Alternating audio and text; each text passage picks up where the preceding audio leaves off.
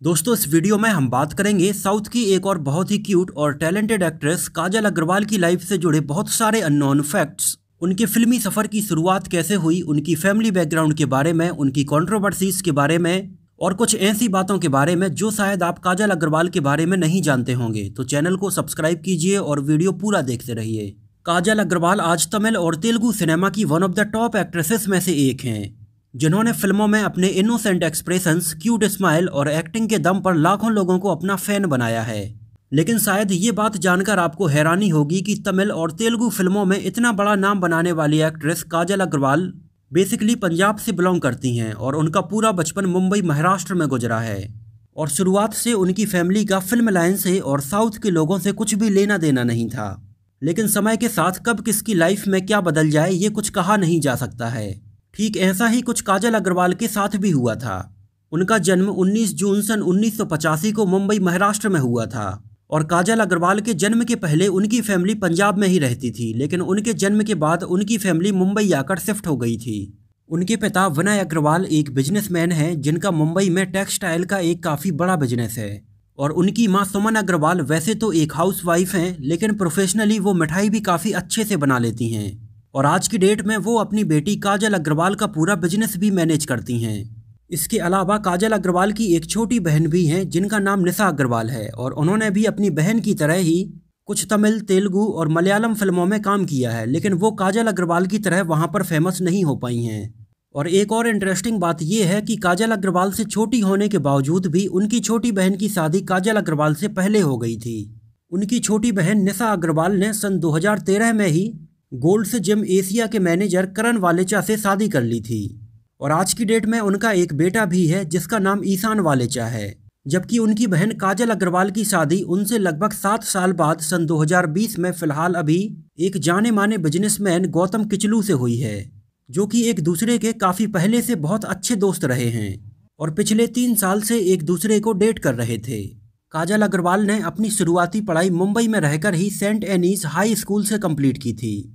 इसके बाद आगे की पढ़ाई उन्होंने जय हिंद कॉलेज मुंबई से की, जिस कॉलेज से सुनील दत्त, ऐश्वर्या राय बच्चन, जॉन अब्राहम, रितेश देशमुख और प्रियंका चोपड़ा जैसे सेलिब्रिटीज भी पढ़ाई कर चुके थे। और आगे चलकर काजल अग्रवाल ने मुंबई में ही किसी चंद चेलाराम कॉलेज से मास मीडिया में अपना ग्रेजुएशन कंप्लीट किया, जिस कॉलेज से इसके पहले अरुण जेटली, रजत शर्मा, नारायण मूर्ति, शशि थरूर और किरण बेदी जैसे लोग पढ़ाई कर चुके हैं। और अपने ग्रेजुएशन के टाइम से ही काजल अग्रवाल मॉडलिंग में भी पार्टिसिपेट करने लगी थीं। और ये सन 2002 और 2003 के आसपास की बात है और काजल अग्रवाल उसी टाइम पर कुछ डायरेक्टर्स और प्रोड्यूसर्स की भी नज़र में आती जा रही थीं। और फाइनली काजल अग्रवाल को सन 2004 में उनके कैरियर की पहली फिल्म बतौर सपोर्टिंग एक्ट्रेस ऑफर हुई। ये फिल्म थी सन 2004 में आई ऐश्वर्या राय और विवेक ओबराय की हिंदी फिल्म क्यों हो गया ना, जिस फिल्म में हमें काजल अग्रवाल ऐश्वर्या राय की बहन बनी हुई नजर आई थी। लेकिन एक तो ये फिल्म भी बॉक्स ऑफिस पर कुछ खास सफल नहीं हो पाई थी और काजल अग्रवाल को भी कुछ खास नोटिस नहीं किया गया था। और इसके बाद काजल अग्रवाल ने तेलुगु और तमिल भाषाओं को सीखकर साउथ फिल्मों में जाने का डिसाइड किया और काजल अग्रवाल को उनके कैरियर की पहली तमिल फिल्म ऑफर हुई, जिसका नाम था बोमा लत्तम। इस फिल्म में उनके साथ अर्जुन सर्जा और नाना पाटेकर नजर आने वाले थे और ये फिल्म नाना पाटेकर की भी पहली तमिल डेब्यू फिल्म थी। लेकिन ये फिल्म बनते बनते काफ़ी डिले हो गई थी और बाद में ये सन 2008 में फाइनली रिलीज हो पाई थी। और इसके पहले काजल अग्रवाल की 5 से 6 तेलुगु और तमिल फिल्में रिलीज हो चुकी थीं। साउथ में रिलीज हुई उनकी पहली फिल्म थी सन 2007 में आई एक तेलुगु फिल्म लक्ष्मी कल्याणम, जो कि बॉक्स ऑफिस पर कुछ खास सफल नहीं हो पाई थी। लेकिन सन 2007 में ही काजल अग्रवाल की एक और फिल्म चंदम्मा भी रिलीज हुई थी और ये काजल अग्रवाल के कैरियर की पहली बड़ी फिल्म थी। और इसके बाद काजल अग्रवाल की कुछ और तमिल और तेलुगु फिल्में रिलीज हुई, जिनमें से कुछ फिल्में फ्लॉप रहीं और कुछ फिल्में हिट रही थीं। और फाइनली सन 2009 में आई डायरेक्टर एस राजमौली की एक बहुत ही बड़े बजट की फिल्म मगधीरा काजल अग्रवाल के लिए एक बहुत बड़ा टर्निंग पॉइंट साबित हुई थी। और इस फिल्म की पॉपुलैरिटी ने काजल अग्रवाल को साउथ के साथ ही साथ नॉर्थ में भी बहुत पॉपुलर बना दिया था। इसके बाद काजल अग्रवाल तमिल और तेलुगु की और भी बहुत सारी फिल्मों जैसे आर्या 2, डार्लिंग और वृंदावनम जैसी कई और फिल्मों में भी नजर आई थीं। और फाइनली सन 2011 में काजल अग्रवाल ने एक बार फिर से हिंदी सिनेमा में अपनी वापसी की थी। ये फिल्म थी सन 2011 में आई फिल्म सिंघम और ये एक सुपरहिट फिल्म साबित हुई थी। काजल अग्रवाल इसके बाद भी सन 2013 में फिल्म स्पेशल 26 और सन 2016 में आई फिल्म दो लफ्जों की कहानी जैसी हिंदी फिल्मों में हमें नजर आ चुकी हैं और तमिल और तेलुगु में टेम्पर, जिल्ला, थुपक्की और सरदार गब्बर सिंह जैसी फिल्मों में हमें नजर आ चुकी हैं। काजल अग्रवाल और तमन्ना भाटिया ने अपना कैरियर लगभग एक ही टाइम पर स्टार्ट किया था और उनके बीच में काफ़ी कुछ समानताएं भी हमें देखने के लिए मिलती हैं, जैसे कि दोनों की दोनों मुंबई से बिलोंग करती हैं। लेकिन आज साउथ की फिल्मों में दोनों ही एक बहुत बड़ा नाम है और काजल अग्रवाल और तमन्ना भाटिया दोनों एक दूसरे की बहुत अच्छी दोस्त हैं। इसके अलावा काजल अग्रवाल ऐसी पहली साउथ इंडियन एक्ट्रेस हैं जिनका wax statue Madame Tussauds museum Singapore में लगाया गया है और इसी मैडम तुसाद म्यूजियम में साउथ इंडिया से महेश बाबू का भी वैक्स स्टैच्यू यहाँ पर बनाया गया है। काजल अग्रवाल को लेकर समय समय पर कई कंट्रोवर्सीज भी सामने आती रहती हैं, जैसे काजल अग्रवाल से एक इंटरव्यू में पूछने पर कि तमिल और तेलुगु फिल्म इंडस्ट्री दोनों में काम करने के बाद काजल अग्रवाल का एक्सपीरियंस कौन सी इंडस्ट्री में ज़्यादा अच्छा रहा है।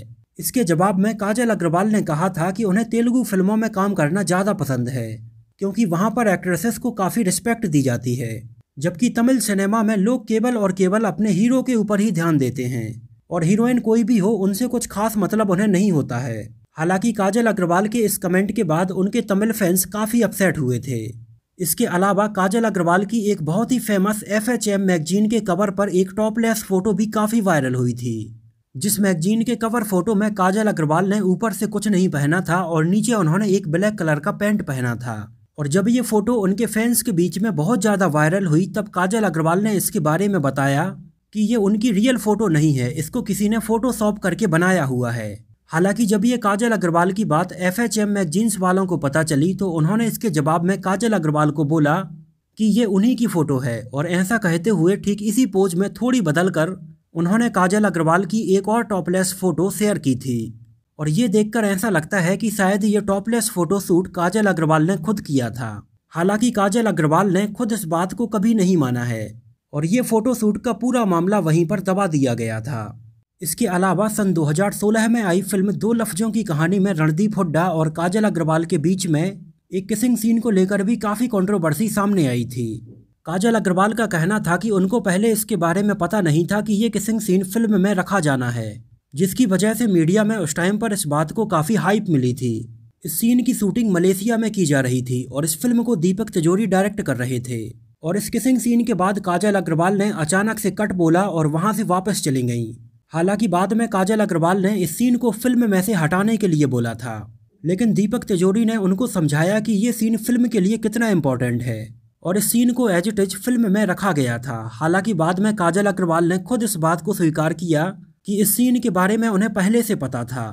इसके अलावा काजल अग्रवाल की फिल्म पेरिस पेरिस, जो कि कंगना रनावत की फिल्म क्वीन का तमिल रीमेक है, इस फिल्म के एक सीन के दौरान एली अब्राम ने उनको काफ़ी गलत जगह पर टच कर दिया था और ये सीन भी काजल अग्रवाल के फैंस के बीच में बहुत ज़्यादा वायरल हुआ था।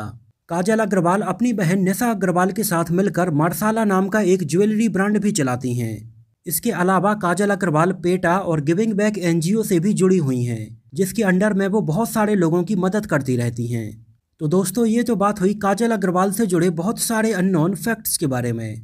आप लोगों को काजल अग्रवाल की फिल्में कैसी लगती हैं हमें कमेंट में ज़रूर बताइए और उनकी सारी फिल्मों में से आपकी सबसे फेवरेट फिल्म कौन सी है हमें कमेंट में ज़रूर मेंशन कीजिए। तो मिलते हैं किसी नए वीडियो में साउथ फिल्म इंडस्ट्री के किसी नए एक्टर या एक्ट्रेस की लाइफ से जुड़ी कुछ और ऐसी ही इंटरेस्टिंग और रोचक बातों के साथ।